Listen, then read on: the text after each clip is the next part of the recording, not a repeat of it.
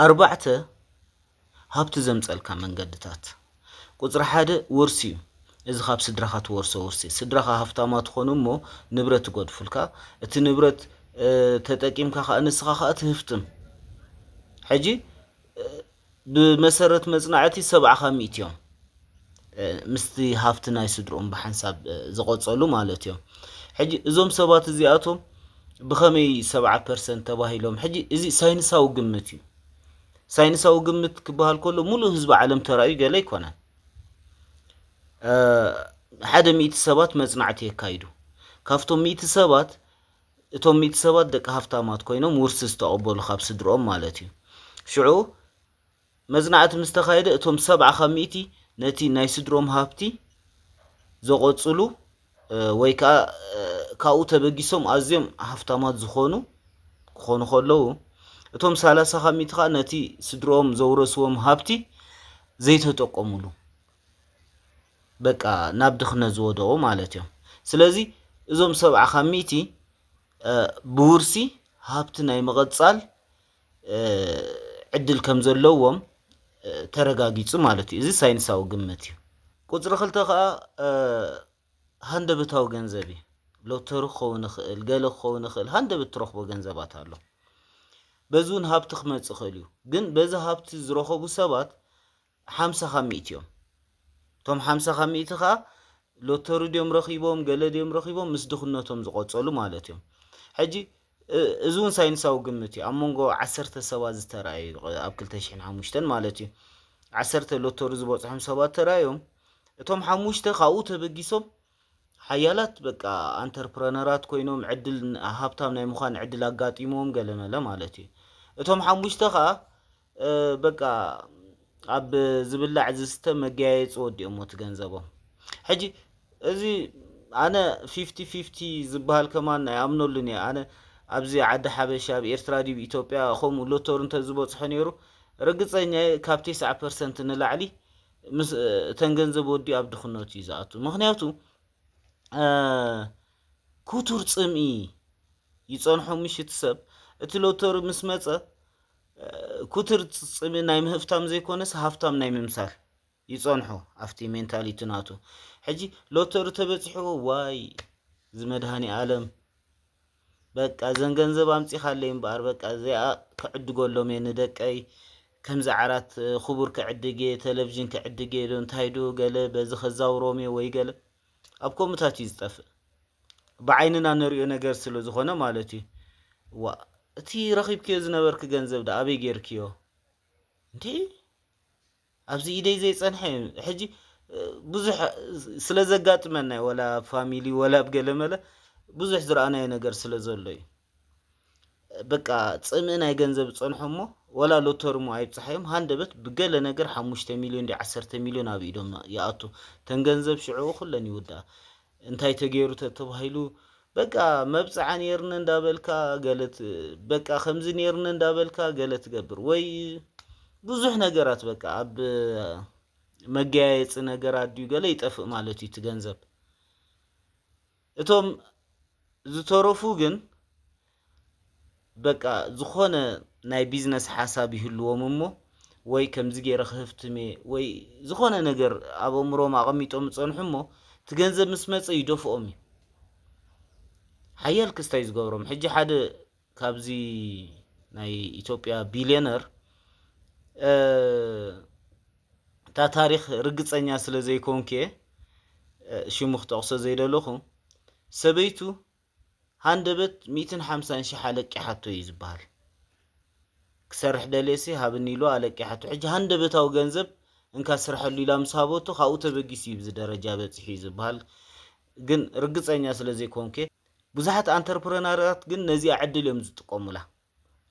ሃንደበት ክረኽቦ ከለው ገንዘብ በቃ በአ መትሓዝ ይብሎምን ማለት እዩ እቲ ሳልሳይ ከዓ ዘይሕጋው ገንዘብ በሓጺሩስ ገበን ብልሽውና ስርቂ بقال اختفتم تخليخا إذا قنا يمكرني مهنياتو قسانتي زخلك سلام زي بالهابت انتي قبرلك حجي بموسنا ويزبل شونا قاله بزحت هابت زي تري سوات له توغيم زبلو ብወድሓትነኦም ብገለ ገንዘብ ከቐምጡ ብገለ ካብያ ኣምፂኹሞ ከይበሃሉ እንታይ ዶ ገለ ዝኾነ በቃ ኮፍ ኢሎም እዮም ዝሓድሩ ዕረፍቲ የብሎምን ብከምዚ ዝመፅእ ገንዘብ ይትረፈኩም ብስርቂ ዝመፅእ ገንዘብ ቅሳነት ኣይህብን እዩ በቃ ብምትላል ዝመፅእ ገንዘብ ቅሳነት ኣይህብን እዩ ብዝተፈላለየ በቃ ዘይሕጋዊ ነገራት ዝመፅእ ገንዘብ ቅሳነት ኣይህብን እዩ ሕጂ ዝበዝሑ ሃፍታማት ብድሕሪኦምሲ ገበን ኣሎ እዩ ዝበሃል ኦፍኮርስ ክህሉ ክእል እዩ ግን ቅሳነት ኣይህብን እዩ ሕጂ ብዙሓት ሃፍታማት ኣለው በቃ ጥልዕ ጉንበሒልና ነኽብሮም በቃ ክስታይ ንገብሮም ገለ ኣነ ካብቲ ዝገርመኩም ነገር ሓረጣ ዘለቁሑ ሰባት ብጣዕሚ ሃፍታማት ኣለው ምሽ እንታይ ከም ዝኾነ በቃ ከኽብሮምሲ ይኸብደኒ በቃ I don't know ብኣኻትኩም ኣይፈልጥኒ ኣብዚ አዲስ አበባ ብዙሓት ሓረጣ ኣራጣ አበዳሪዎች ዝበሃሉ ኣለዉ እዚ ሓረጣ ዘለቁሑ ዝኾነ ክብሪ ዘይስምዐኒ በቃ ከኽብሮምሲ ዘይክእል ብዙሕ ክስታይ ከምዚ ግንብንብ ዝብለካ ነገር ኣሎም ከምዚ ኖርማል ፅዒሩ ዝሃፍተመ ሰብሲ ከምኡ ጌርካ ክተኽብሮም ዘይትኽእል በቃ ሰባት ኣለዉ ሕጂ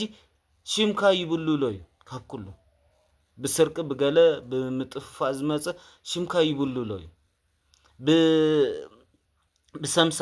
እንዳሰምሰሩ ድዮም ናይ ሰብ ኩሊት እንዳሸጡ ርኢና ኢና ብዝሓለፈ ቅድሚ 10 ዓመት ብዙሕ ሃብቲ ዝገበሩ ሰባት ነይሮም እዮም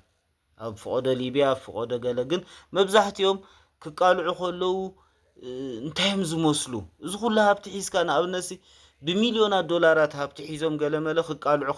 ክተሓዙ ከለዉ ዋ ይገርመካ እቲ ዝሰርሑ እቲ ረኺቦሞ ዝበሃል ገንዘብን እቲ ትርኢቶምን እንታይም ዝመስሉ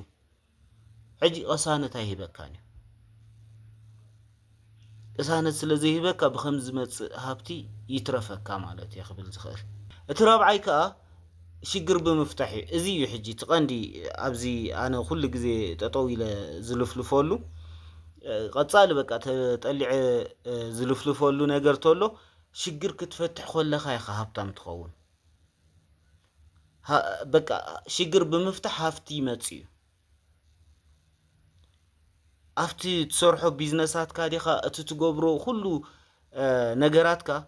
ኣብ ሽግር ናይ ሰባት ዘቕንዕ እንተደኣ ኮይኑ ሃብቲ ክፈጥረልካ ክእል እዩ ብዙሕ ግዜ ብዛዕባ ዝምሂርና ኢና ዝተሸገረ ሰብ ኩሉ ዓይነት ዋጋ ክኸፍል ይኽእል እዩ ነቲ ስኻ ተቕርቦ ሕጂ መብዛሕትኦም እዞም ሃፍቲሞም ዘለዉ ናይ ዓለምናሲ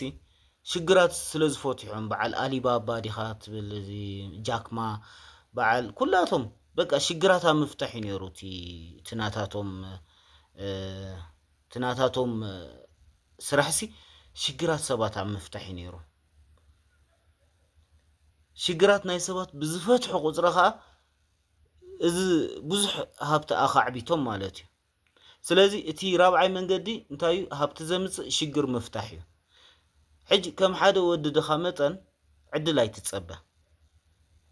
ከምቲ ዝበልናዮ ብሎተሪ ክመፅእ ክእል እዩ ንዓኻ ይመፀካኒ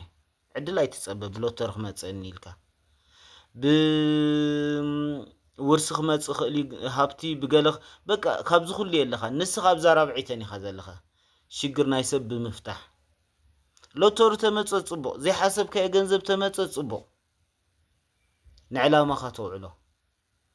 ግን ኣይትፀበ ስኻ እንታይ ኢኻ ክትገብር ዘለካ በቃ ሽግር ኣብ ምፍታሕ ኣተኪርካ ክትሰርሕ ይግባእካ ማለት እዩ ሕጂ እቲ ሃብቲሲ ብዛዕባ ተሓሳስባ እዩ